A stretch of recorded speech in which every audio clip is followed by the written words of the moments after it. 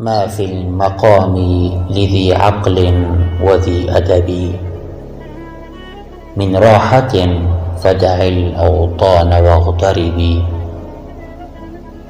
سافر تجد عوضا عمن تفارقه، وانصب فإن لذيذ العيش في النصب.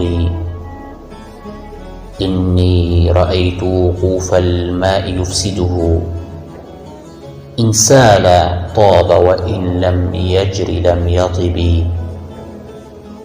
الأسد لولا فراق الغاب ما افترست، والسهم لولا فراق القوس لم يصب. والشمس لو وقفت في الفلك دائمة لملها الناس من عجم ومن عرب. والتبر كالترب ملقا في أماكنه، والعود في أرضه نوع من الحطب. فإن تغرب هذا أعز مطلبه، وإن تغرب ذاك أعز كالذهب.